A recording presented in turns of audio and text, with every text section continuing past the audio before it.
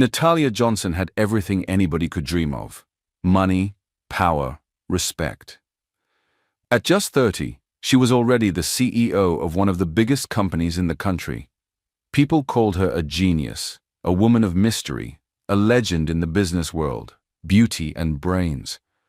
But Natalia carried a secret, one that no one knew, not even her closest staff. She couldn't touch men, not just emotionally, physically. Anytime a man got too close, sometimes even just standing near her, her body would react. Her chest would tighten. Red rashes would spread across her skin. Her breathing would go out of control, and in some cases she'd even faint. At first, she thought it was a normal allergy. She saw doctors in Lagos, London, and Dubai. She tried pills, injections, even therapy. Nothing worked. She even tried love. She dated models, lawyers, actors, hoping one of them would be the one.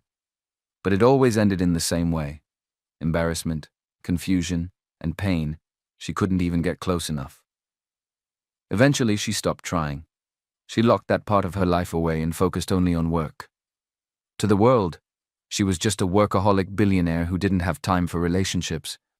But to Natalia, it was safer that way. One quiet evening, she sat in her massive penthouse living room, staring at the city lights. A soft knock came at the door. "Natalia," a familiar voice called. It was Mr. Rufus, her father. He walked in like he always did, without waiting for permission. He was dressed in his usual crisp kaftan, his silver cufflinks gleaming. He didn't sit. He stood right in front of her, arms folded, looking her straight in the eyes. "You think I won't talk?" he said. "I've kept quiet long enough. Natalia, you're 35. My 60th birthday is in 2 months. Do you want me to dance alone with no son-in-law by my side?" Natalia rubbed her temples. "Daddy, please, not this again." "Yes, this again," he fired back. "You've been saying soon for years. You never bring any boy home. What are you hiding?" Natalia looked away. She didn't have the strength to explain. Not again. "I'm not hiding anything," she lied softly. "I just haven't found the right person." "Well then, find him," Mr. Rufus snapped. "Because if you don't, I'll find one for you. And trust me, my taste is very traditional." Natalia chuckled weakly, though there was no joy in it. "Daddy, marriage is not that easy. It's not meant to be easy, it's meant to be real. And if you think you'll keep dodging this matter, you're dreaming. I want to see my son-in-law before I clock 60.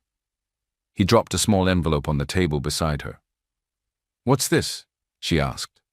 "A list," he replied, "of single, well-behaved bachelors from respectable families, in case you don't have time to look on your own." Before she could say another word, Mr. Rufus was gone. After he left, the silence in the penthouse returned. Natalia leaned back on her chair and let out a long, tired breath. She stared at the envelope in silence. Her chest felt tight, not from the usual allergy, but from something worse. Fear. She thought she had buried the idea of love long ago. But now, it had come knocking again. Loud and urgent. Somehow her father was the only man who didn't trigger her condition. He could hug her, hold her hand, even kiss her forehead. It made no sense. She had no brothers, no male cousins growing up, just her and her father. Maybe it was something in the blood. Or maybe it was just because he was her father. But with any other man, whether it was a handshake in a business meeting or a gentle pat on the arm, her skin would react like it had touched fire. That was why she kept her distance. In meetings, she always chose the far end of the table. She never shook hands with male clients. She kept all male employees at a strict professional-only boundary, not out of pride, but for survival. But now, this. Her father's 60th birthday was just weeks away, and he had given her an ultimatum. Natalia rubbed her face with both hands. There was no way she was letting her father pick a husband for her.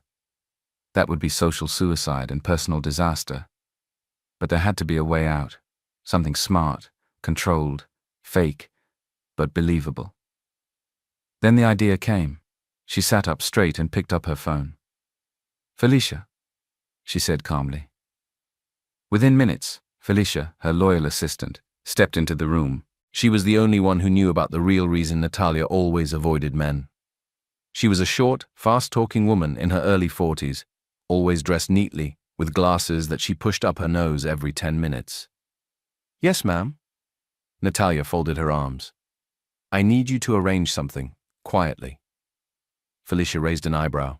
"Ma'am?" "I want you to organize a private interview, a casting actually, for a man." Felicia blinked, confused. "For what exactly?" Natalia stood and walked slowly to the large window overlooking the city. Her voice was steady. "I need someone who can act. Not too dramatic, just real enough to convince my dad that he's my boyfriend." Felicia's mouth dropped open. "A fake boyfriend?" Natalia nodded. "Yes. One who can play the role well, smile when needed, say all the right things. Just for a few weeks." Felicia was quiet for a moment. "But ma'am, what about your—" "I'll wear gloves if I have to," Natalia interrupted sharply. "We'll keep it brief. Public appearances only, no one else needs to know anything." She turned to Felicia. "It has to be discreet. No loud boys, no social media boys, just someone simple, with a good head on his shoulders, someone who can keep a secret." Felicia nodded slowly. "Understood. I'll start the process tonight." Natalia sat back down and stared at the envelope her father had left behind. She didn't need a real husband. She just needed someone who could pretend, convincingly. And then, she could go back to her quiet, distant life. Alone, but safe. While Natalia and Felicia quietly planned their discreet boyfriend interview at the Johnson Towers, life on the ground floor moved at a different pace. And down in the quiet, tiled hallways of the security office, Adam McKenna adjusted his security belt and picked up his flashlight. It was nearly 8 p.m. Most staff had gone home. Only a few lights stayed on in the upper offices. The building was nearly silent, except for the soft hum of machines and the echo of his footsteps. Adam worked the night shift, the shift no one wanted, tired, hidden, forgotten. But he didn't complain. He couldn't afford to. His father was bedridden, battling a long illness that had slowly drained the life from their tiny apartment and their savings. Their mother, once a local seamstress with a warm laugh and strong hands, had passed away 2 years earlier. Since then, Adam became the mother, the father, the breadwinner, everything. He patrolled floors others walked on without care. He checked locks, monitored cameras, and walked the perimeter so that the executives on the 10th floor could work in peace and never see him. But he was there, always, doing his job quietly, carefully. On this particular night, as he did his rounds toward the executive lobby, Adam hummed softly under his breath. It was an old lullaby his mother used to sing before the illness made her too weak to speak much. He paused at a stretch of floor near the CEO's elevator. His flashlight beam swirled gently over the marble. A group of young staff walked by, laughing. One of them, a man in a sharp suit, glanced at Adam, then turned away without a word. No, good evening. No smile, just silence. Adam was used to it. He was invisible. As he reached for his logbook, his phone buzzed in his pocket. A message from his neighbor. "Your papa was coughing badly again tonight. I gave him the hot water, but the hospital said the bill is due Friday." Adam's hands trembled slightly. He typed back a quick thank you. Friday. That was just 4 days away. He had only 18,000 saved, and the bill was almost 5 times that. He closed his eyes, breathing deeply. He didn't cry. Not here. Not now. Instead, he straightened his uniform and continued his patrol. A few days later, it was barely 6:30 a.m. Rain tapped softly on the glass walls of Johnson Towers. The city outside was just beginning to stir, but inside the building, Adam was already working, flashlight in hand, earpiece in, gospel music humming gently in his ears. He always did a final sweep early, before the chaos of the workday began, before the polished shoes and perfume and clicking heels passed through the same spaces he walked with aching feet. That morning he was almost done. The last thing left was the main entrance floor, right by the revolving doors. He checked the locks one more time and began his final walk across the wide tiles, working in smooth, practiced strides, But he didn't notice the small, unnoticed spill near the edge of the glass doors, just beneath a faulty wet floor sign that had tilted sideways in the night. Outside, Natalia was already on the premises, dressed in a dark suit and navy shirt. She had left the house earlier than usual, wanting to get a head start on the day. Something inside her had been restless all night. Maybe it was the boyfriend interview idea. Maybe it was her father's words still echoing in her head. Either way, she arrived earlier than usual, and just as the storm outside began to grow stronger, she stepped out of her car under the awning and rushed toward the main entrance, trying to avoid getting soaked. Then it happened. Her foot hit the spill, her balance slipped, and just as she began to fall backward, a pair of hands caught her arm. Large hands, firm grip, warm skin. For a split second, time paused. Her skin touched his, no gloves, no protection, just skin to skin. Natalia froze, his eyes widened, waiting for the itching, the burning, the choking, but nothing happened. No rashes, no dizziness, no reaction. She stood still, staring at the man who had steadied her. He was looking down, clearly shocked, his hands still gripping her arm. When he realized who she was, his eyes widened in panic. "I'm so sorry, ma'am," he said quickly, stepping back. "I didn't see you coming." He didn't wait for her to respond. Adam picked up his flashlight, lowered his head and walked away quickly, not even looking at her again. Natalia stood there, stunned. The doors slid open behind her, but she didn't move. She looked down at her arm where he had touched her. Still no rash, no heat, no pain. Just his touch, and the strange calm that came with it. For the first time in over 10 years, she had touched a man, and nothing happened. And the man, just a security guard, with dusty shoes, and the softest touch she'd ever felt. Natalia hadn't stopped thinking about him. Ever since that morning, when she slipped and he caught her, her mind had been restless. The brief touch, the way his hands steadied her, the silence that followed, and most of all, the fact that nothing happened. No rash, no burning skin, no panic. For the first time in her adult life, she had touched a man, and her body didn't betray her. She hadn't asked his name. He'd left so fast. But she remembered his face. That same day, she called Felicia. "There was a security guard who helped me downstairs. I need his name." Felicia gave her a strange look. "Ma'am?" Quietly, Natalia added, "Don't ask him anything. Don't even let him know you're looking. Just find out who he is." A day later, Felicia returned with the details. "His name is Adam Ikenna. He's 25. Graduated top of his class in mass communication 3 years ago. Couldn't get a job in his field, so he took security shifts here to support his sick father." Natalia nodded slowly, absorbing the information. So, he wasn't just a security guard. He had dreams. He had talent. He had depth. And now, she knew his name. 2 days later, the fake boyfriend interview was scheduled. Natalia had handpicked Felicia to organize it discreetly, selecting confident, intelligent men who could act well enough to play the role of her partner. Only a few men were invited. The room was set up quietly, small, private, and away from the main office floors. The goal? To find someone who could convince her father they were truly in love. Just long enough to survive his birthday party. Natalia sat at the far end of the room, quietly watching each candidate enter. Then the door opened again, and everything stopped. Adam. He stood at the doorway, slightly out of breath. His shirt was neat but wrinkled from rushing. His trousers had a faint stain near the hem. He held a single file, his CV, bent at the edges from being folded too tightly. His eyes scanned the room quickly. "Good afternoon. I'm sorry I'm late. I came for the broadcast assistant interview," he said, catching his breath. "I overheard some staff talking about it. I didn't know if it was official, but I thought maybe there was a chance." Felicia looked at Natalia, confused. Natalia didn't blink. She sat straighter, her eyes fixed on him. She didn't know he was in the wrong room. She didn't know this wasn't his plan. All she saw was Adam, standing before her again. The only man who had ever touched her without breaking her. And now he had returned. "To be clear," Natalia said carefully, "you're here for the interview?" Adam nodded quickly.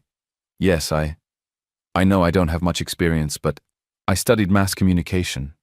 I graduated with first-class honors. I just haven't had many chances yet. Natalia gestured to a seat. Please, sit. He obeyed, clutching the file on his lap, unaware of what this interview was really for.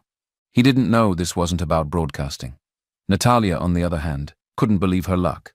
There he was, Adam, the one man who had touched her without triggering her condition, now sitting just across from her, nervously clutching a worn-out file. He thought he had come for a broadcasting job, but Natalia had already made up her mind. She barely listened to the rehearsed lines from the previous candidates. Her thoughts kept circling back to Adam. If she could touch him, then maybe he was the perfect candidate for this fake relationship plan. No gloves, no discomfort, no risk of passing out in front of her father. He was calm, unpolished, real, and his presence somehow settled her in a way no one else ever had. Natalia leaned forward, resting her hands on the desk. Mr. Adam, she said, her voice steady. He looked up, surprised. Ma'am? She paused, then continued carefully. I need someone to play a role, a temporary one. I'm willing to pay you $400,000 a month plus accommodations and benefits. Adam's eyebrows lifted slowly. You'll stay by my side. Appear in public with me. Pretend to be my partner, she added. A long pause. What? Natalia nodded, her expression serious. My father's birthday is coming up. He's been pressuring me to settle down. I need someone who can play the part of a boyfriend convincingly. Just for a few weeks. It's a business arrangement. Adam stared at her, stunned. Then his eyes narrowed. Wait, he said slowly. You want to pay me? To act as your boyfriend? Natalia gave a single nod.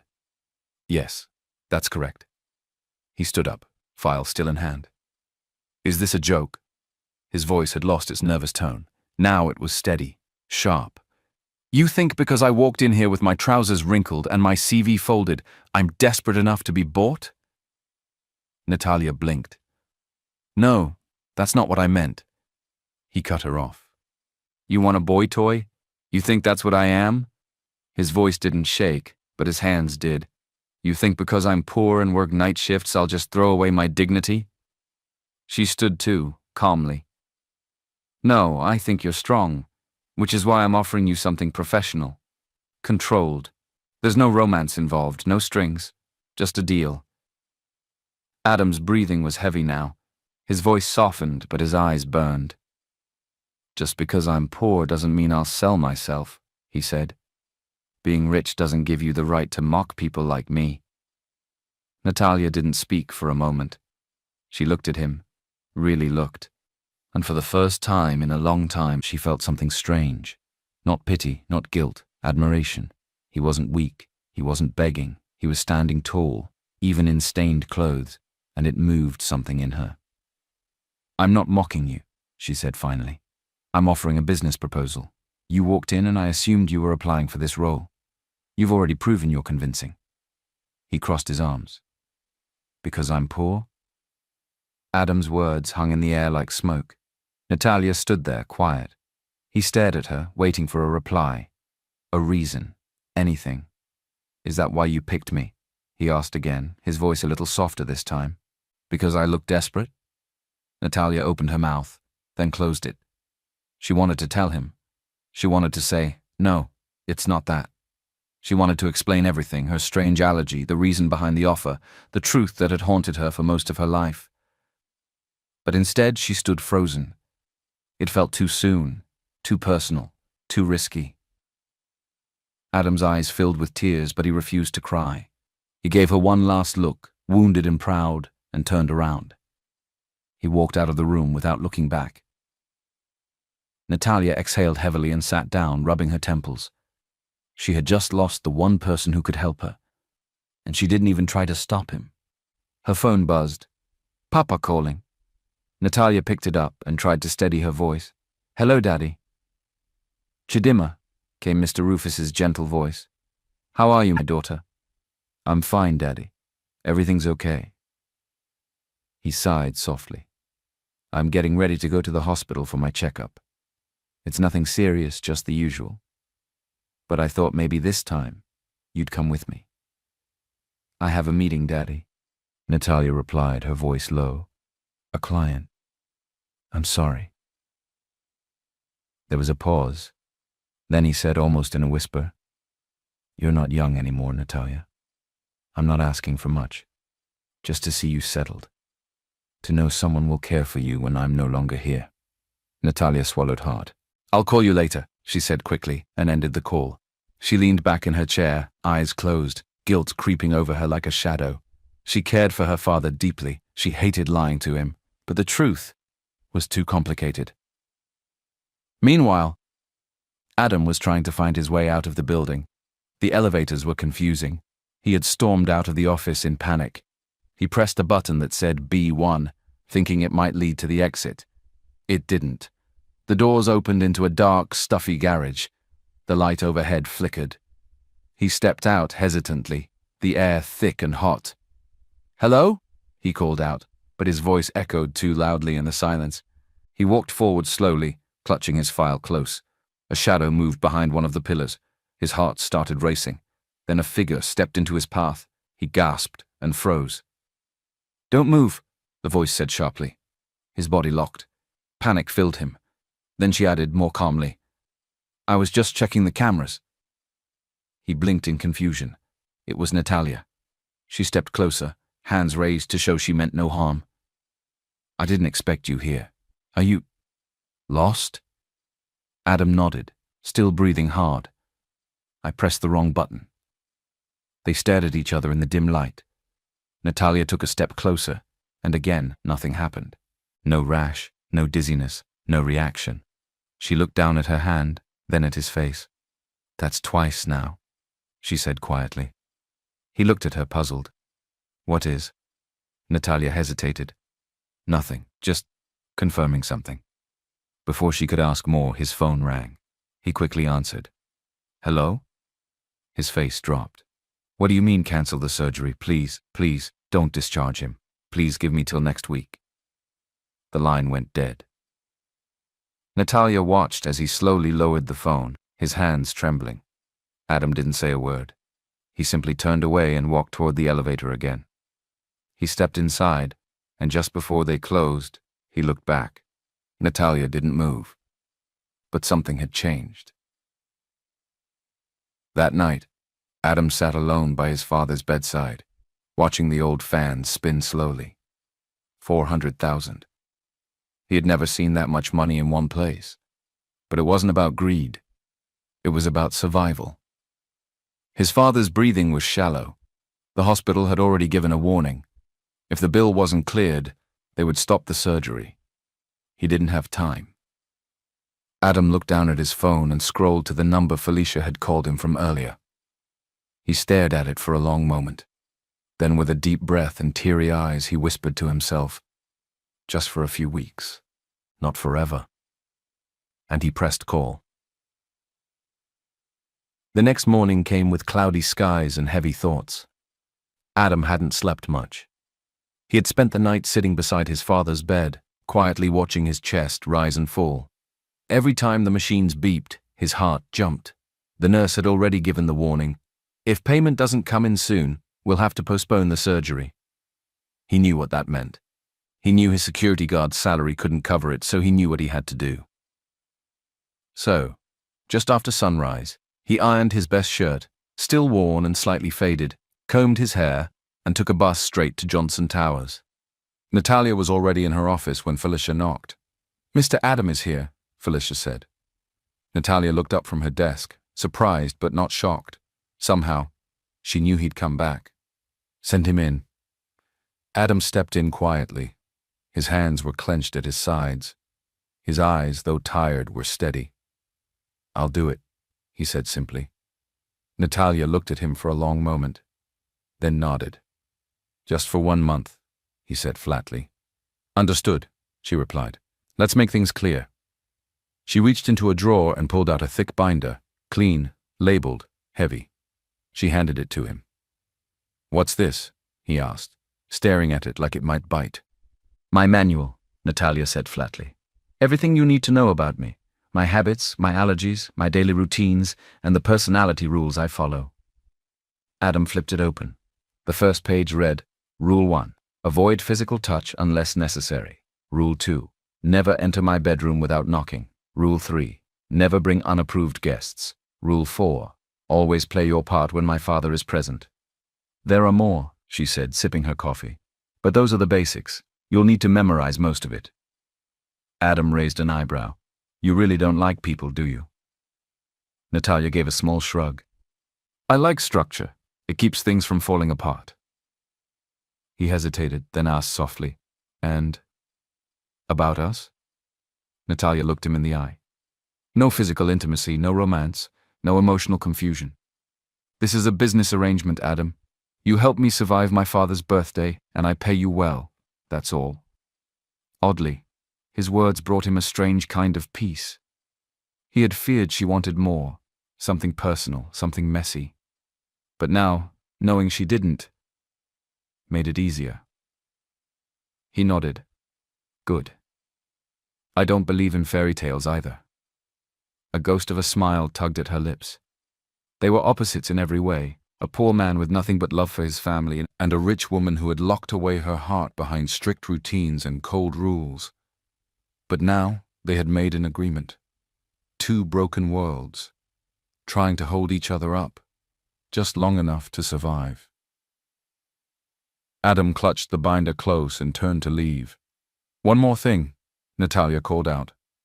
He stopped. When we're in front of my father, she said, you'll have to act like you're in love with me. He looked back, eyes calm. I've done harder things. The compound buzzed with laughter, drums, and the sweet aroma of rice, pepper soup, and fresh flowers. It was Mr. Rufus's 60th birthday, a celebration filled with color, joy, and people from all walks of life.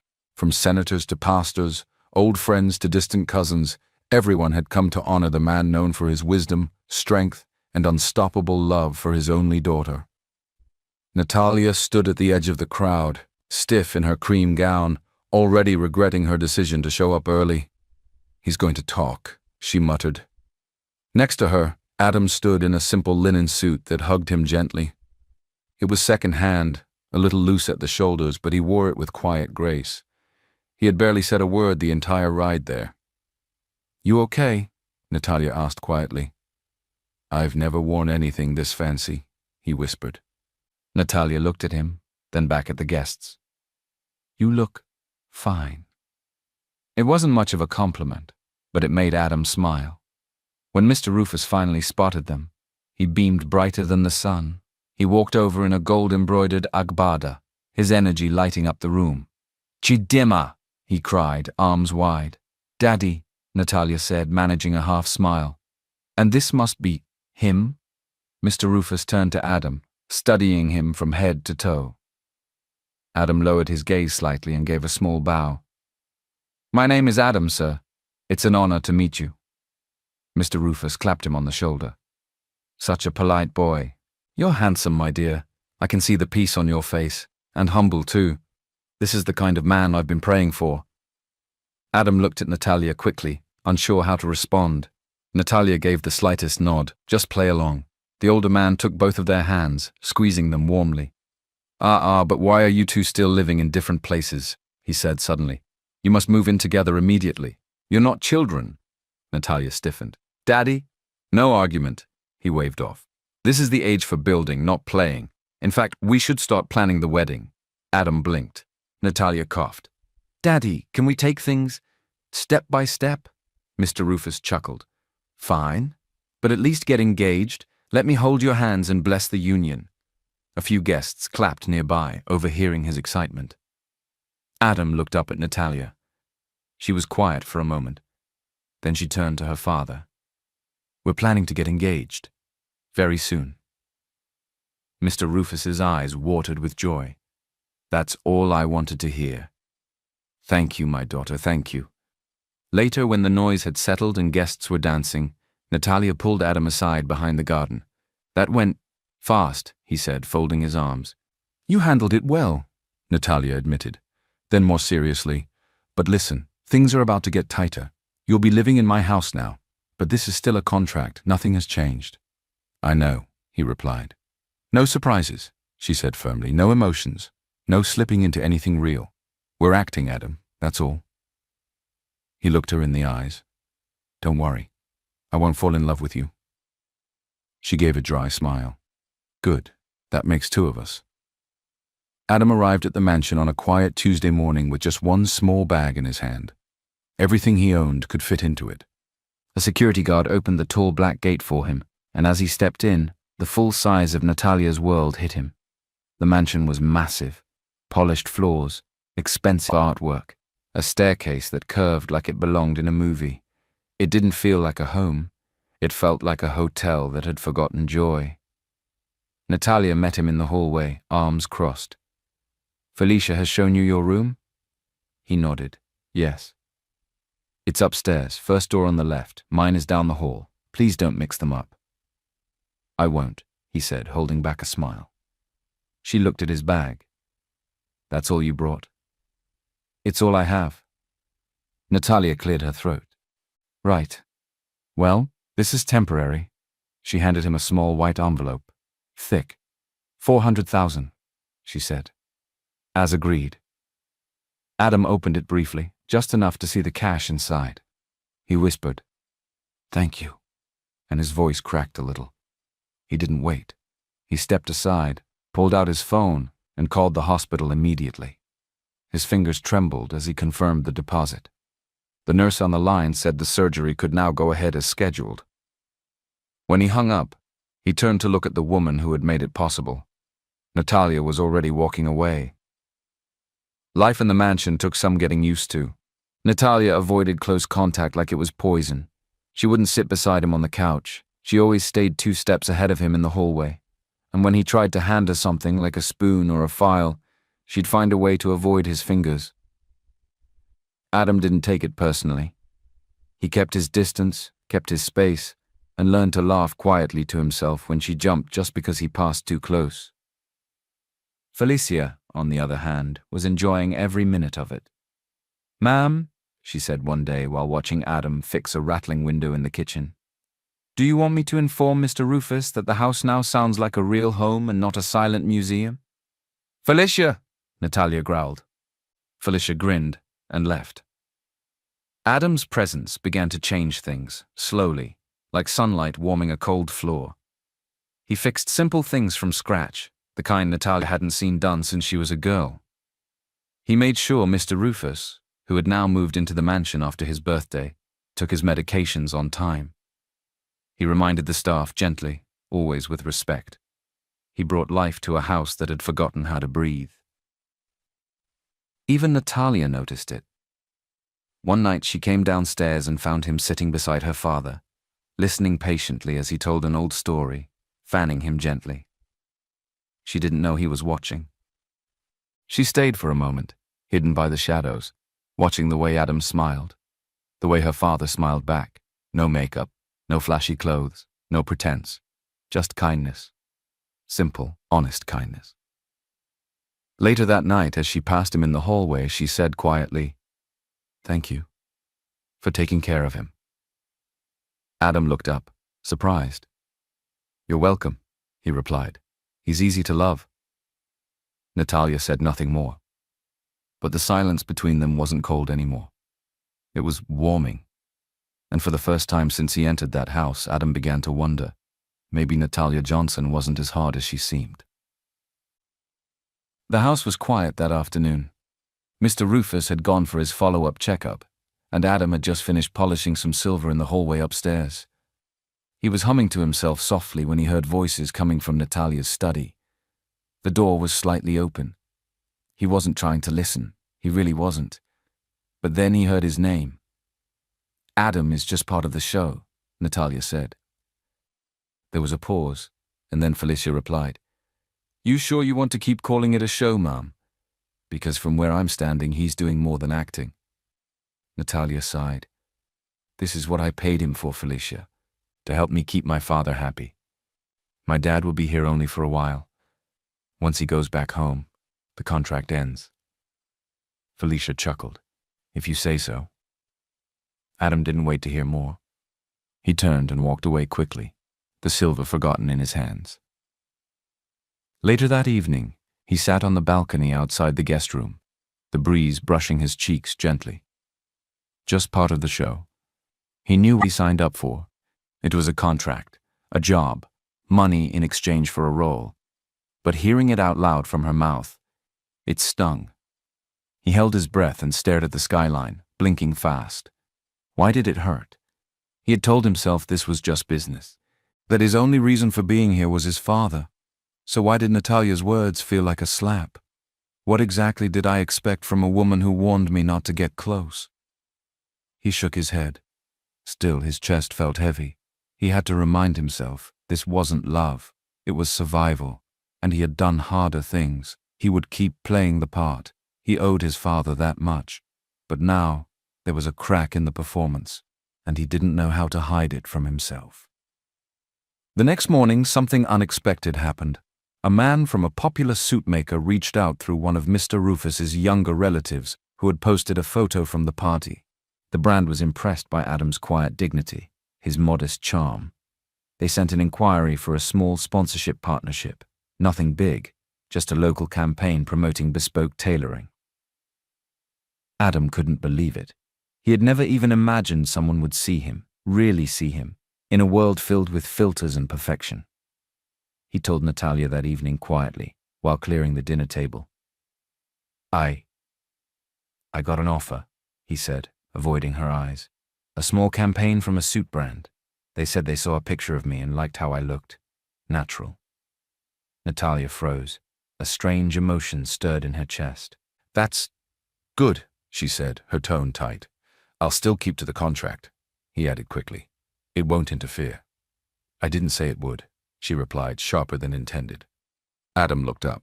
Are you okay? Natalia forced a smile. Of course, why wouldn't I be?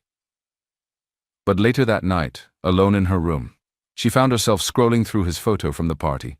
The soft light on his face, the smile, the calm in his eyes, and for the first time in a long, long while, she felt something she didn't know how to name. Was it jealousy?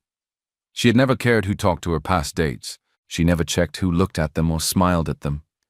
But the thought of someone else noticing Adam, her fake boyfriend, made something twist inside her. She shut off the screen and stared at the ceiling. This is just a contract, she told herself. He's just acting. But deep down, she wasn't so sure anymore. And just like that, on one sunny afternoon, Natalia and Adam were seated for a photo shoot. It was Mr. Rufus's idea. If the wedding isn't coming anytime soon, he said firmly, at least let me see the pre-wedding pictures. That way, I'll know it's real. Natalia had tried to push back. Daddy, it's not necessary. But he had already booked the photographer, the outfits, the location, and even sent out coming soon texts to his church WhatsApp group. So they went along with it. Adam stood stiffly in front of the flower wall, wearing a soft blue suit that Mr. Rufus had picked. It fit him surprisingly well, hugging his shoulders and brushing his shoes gently. His hair was neatly cut, and he looked polished for the first time in years. Natalia stood beside him in a cream-colored gown, her arms at her sides, looking uncomfortable. The photographer clapped his hands. Okay, let's start with the classics. Natalia, please hold your fiancé's waist gently.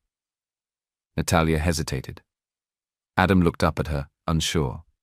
It's okay, he whispered, just for the photo. She reached out slowly, resting her hand lightly on his waist. No reaction, no rash, no burning. Her palm stayed steady. The photographer smiled. Good. Now look at each other. Smile, like you're in love. Adam tried to smile. Natalia tried too, but something passed between them, a weight that wasn't there before. The camera clicked.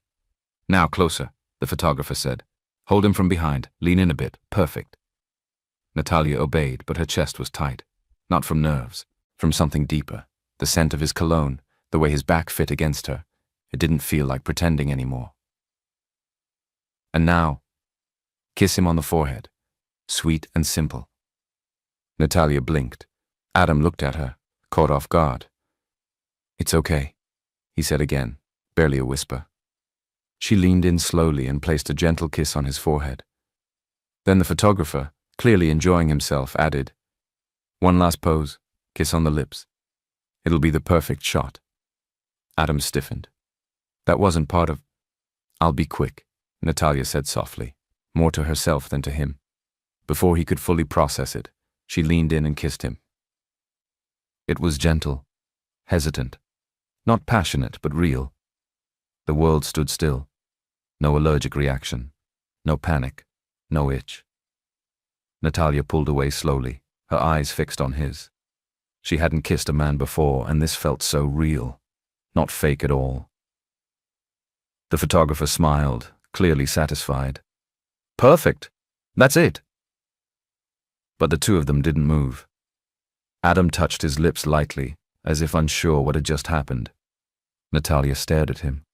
Not the way someone stares at an employee or a stranger. This stare was different, focused, soft. Adam stepped back, heartbeat racing.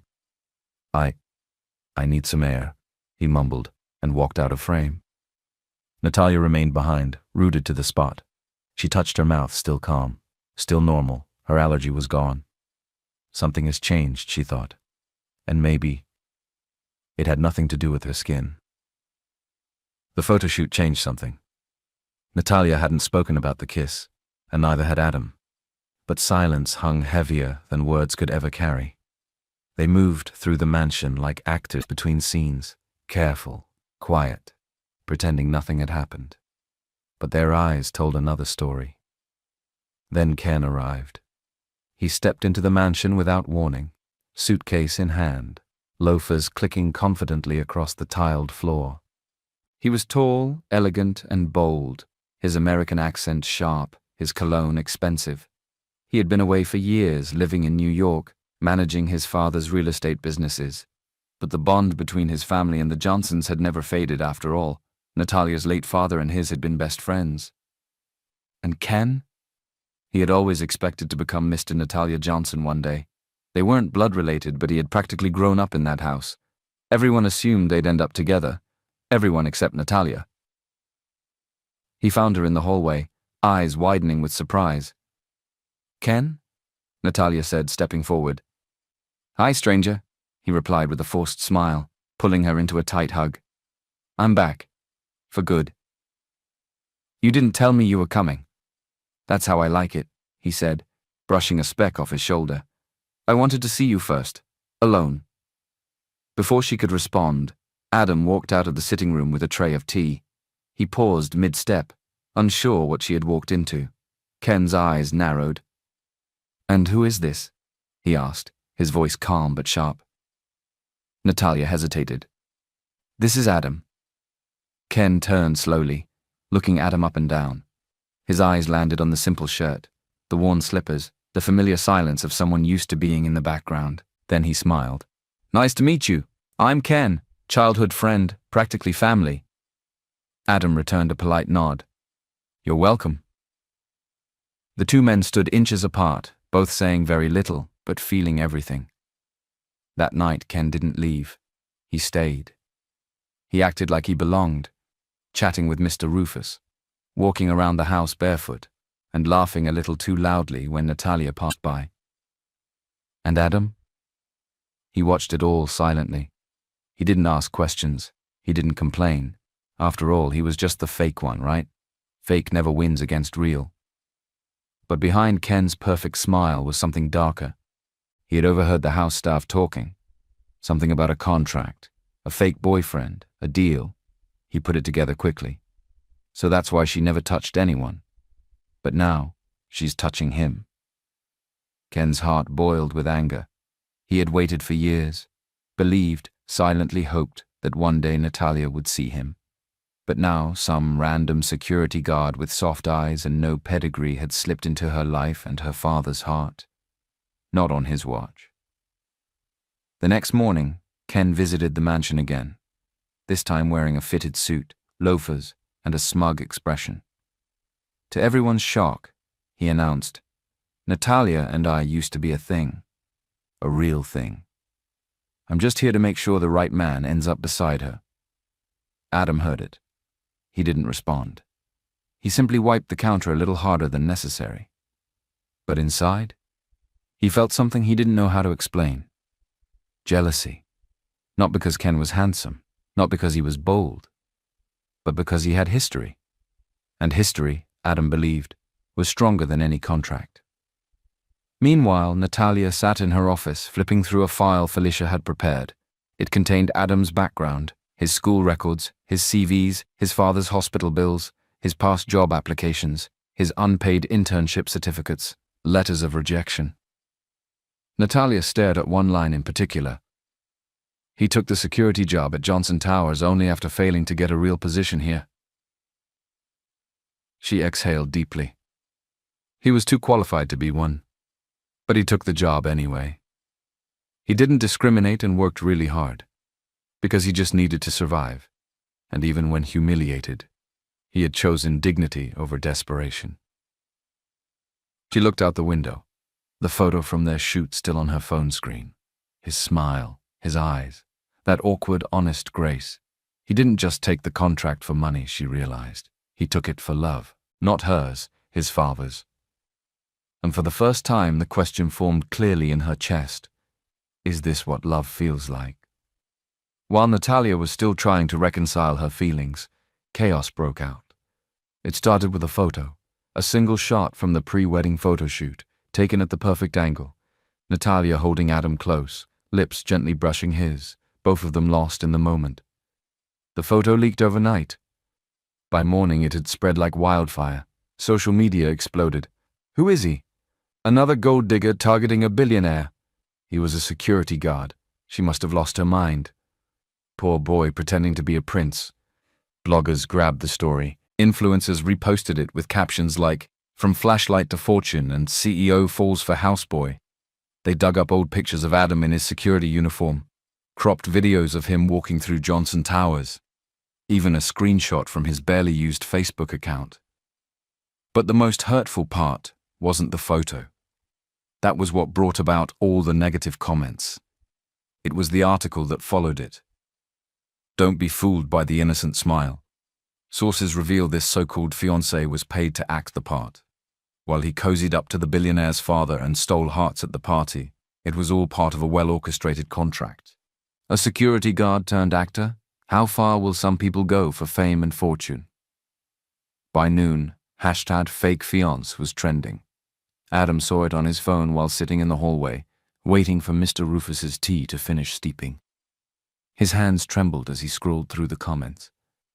Then he did something he hadn't done since his mother's funeral. He quietly packed his bag and left. He didn't say goodbye, didn't wait for Natalia, didn't cry in front of anyone, he just left. Natalia didn't find out until Felicia burst into her office. "Mom, he's gone." "What do you mean gone?" "Mr. Adam, he packed his things. He left quietly. He didn't even take his second payment." Natalia stood up sharply, heart sinking. She thinks I let them attack him. Meanwhile, Ken was already at the mansion, and he was ready to strike. He entered the sitting room where Mr. Rufus was reading his Bible and placed a printed screenshot of the leaked photo on the table.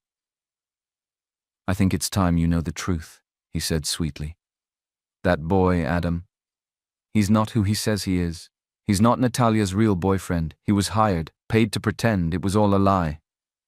Mr. Rufus looked up slowly, calmly. "I know," he said. Ken blinked. "You... what?" "I knew from the beginning," Mr. Rufus said, closing his Bible softly. "I wasn't born yesterday, but he has a good heart. That's what matters to me." Ken's jaw tensed. "You think a boy like him deserves her?" Mr. Rufus smiled. "Deserve is a dangerous word, my dear. He didn't chase her money. He never tried to control her. He loved my food, he prayed for my health, and he respected this house. If that's not enough, nothing will be." Natalia arrived just as Ken was leaving the sitting room. She blocked his path. Her voice was cold. "You leaked the photo." Ken raised a brow. "You can't prove that." "I don't need proof," she said. "I know it was you. I did it because I love you," he snapped. "I've waited for you, Natalia. You're mine." He reached out and touched her hand, tears forming in his eyes. "Can't you feel it?" Natalia flinched slightly, but nothing happened. No burning, no rash, no panic. She looked down at his fingers on her skin. "You're touching me," she said quietly. Ken smiled. "See? Maybe I'm the one meant for you." But Natalia shook her head. "No," she said slowly. "It's not about skin anymore. The allergy, it's gone. I just didn't realize it until now." She stepped back. Because it was never about a medical condition. It was fear. Fear of closeness, fear of being seen. And Adam, he saw me. Her voice cracked slightly. He's the only man I've ever been myself with. And I let him walk away. Maybe she hadn't been sick. Maybe she had just been waiting for something real. And he was the cure she never knew she needed. Natalia didn't wait till morning. As soon as the house quieted and Ken's cologne finally faded from the hallways, she grabbed her keys and rushed out of the mansion. The air was thick with the scent of rain and dust as she drove through unfamiliar streets. The city lights grew dimmer. The roads narrowed. The noise of traffic faded into distant voices and clattering rooftops. She had never been to this side of town. But Felicia had quietly left her Adam's address, tucked under a file, without a word. When Natalia finally stopped in front of the faded gate, she stepped out, heart racing faster than it ever had in a boardroom. Adam sat on the floor beside a thin mattress, fanning his father softly with a piece of cardboard. The small room was dimly lit by a single bulb. A kerosene stove rested in one corner, and a cracked bucket collected water leaking from the ceiling. Still, there was peace. There was love in the way he wiped his father's face gently, whispered to him in Igbo, and smiled through tired eyes. He didn't hear Natalia at first. She had stopped just outside, watching from the rusted gate. Neighbors turned to stare, shocked to see a woman like her standing in their compound. But she didn't care. She stepped forward, quietly entering through the narrow opening. Adam looked up and froze. He stood quickly, his voice low. "What are you doing here?" "I needed to see you," she said, taking a slow breath. "I needed to see the truth for myself." He backed up slightly. "Well, now you have. This is my life. It's not pretty, but it's mine." Natalia glanced around, at his ailing father, the threadbare curtains, the cracked floor. "I never thought it was ugly," she said. "I just didn't know how much strength it took to live it." Adam's voice shook. "I never lied to you, Natalia. I took the contract because I needed the money for my father. I wasn't trying to trap you. I'm not a gold digger." "I know," she said softly. He blinked. "What?" "I knew," she repeated. "I just didn't want it to end." She took a step closer, her voice louder now, loud enough for the neighbors to hear. "I didn't realize it at first, but I fell in love with you, Adam." Murmurs rippled through the compound. Someone gasped. Phones began to rise quietly in hands. "I fell for the man who took care of my father before himself, who fixed things without expecting thanks, who held me when no other man ever could." She turned toward the neighbors now gathering at their windows, leaning out from verandas and doorways. "I was the woman who thought love made me sick," she said with a crooked smile. "But now I know what made me sick was fear. And Adam, he healed me." Adam stared at her, eyes wide, lips trembling. She stepped even closer. "I'm sorry I let them humiliate you. I'm sorry I didn't protect you. But I'm here now, not as a billionaire, not as a CEO, just as a woman who loves you. Please come home, not as my fake fiancé, but as the man I want to spend the rest of my life with."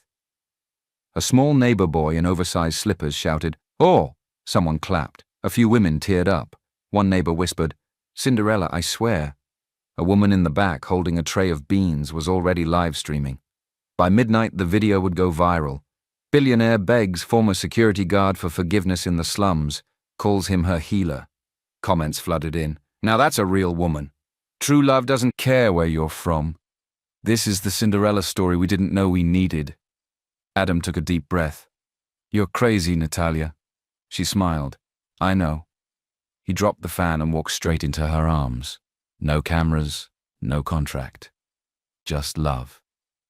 And this time, when they kissed, it wasn't for show. It was real. 2 days after the video went viral, the mansion buzzed again, but this time not with scandal or tension. It was warmth, it was laughter, it was the sound of home. Mr. Rufus had seen the viral video. He'd watched it at least 10 times, tears in his eyes every time Natalia said, "He healed me." And so he did what any proud Nigerian father would do. He sent for Adam himself. Adam arrived in a soft lilac shirt, and he wore it with quiet confidence. His hands didn't shake, his eyes didn't drop. Mr. Rufus opened the door himself. He didn't wait. He pulled Adam into a hug so tight, Adam thought his heart might burst. "My son," Mr. Rufus whispered. "Welcome home." Adam blinked back tears. "Are you sure?" "I've never been more sure," he said.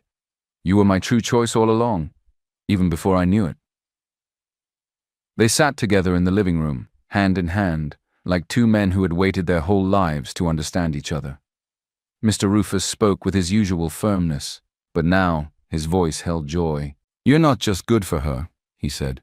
"You're good to her, and that makes all the difference." Adam smiled softly. "I didn't expect any of this." Mr. Rufus leaned in. "Neither did I. But God has a funny way of giving us what we need, even when we think we don't deserve it." Later that evening, Natalia stepped into the garden where Adam stood watching the sky turn orange. She walked slowly, no rush, no performance. Just a woman in love. When he turned, she smiled. "So, Daddy gave his blessing."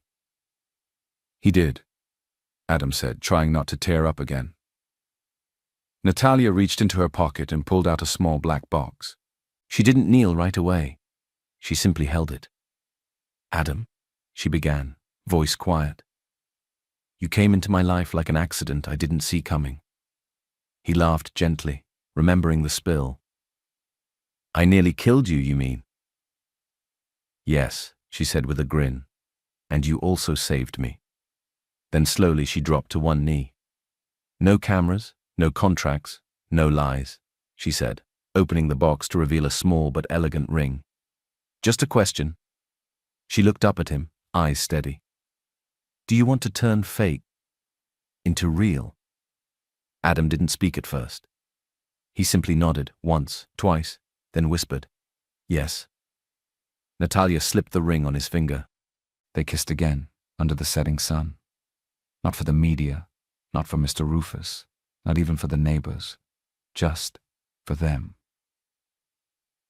The wedding was beautiful, held under the golden sun in a private garden lined with ivory roses. Soft music played as guests gathered beneath crystal chandeliers and silk canopies. Every detail was perfect, simple, elegant, and warm, not because it was expensive, but because it was real. Natalia walked down the aisle in a lace gown that shimmered like starlight, her steps steady, her heart full. Adam stood at the end, waiting, not just as a groom, but as a man reborn. His eyes didn't leave hers, not once. And beside them, proud and radiant in his gold agbada, Mr. Rufus dabbed his eyes with a folded handkerchief. He leaned toward Felicia and whispered, "This is fate." She smiled. "I believe it." As Natalia reached Adam, she took his hand and smiled through her tears. Her voice trembled as she whispered, "I never thought I'd make it here." Adam squeezed her fingers. "You were always meant to."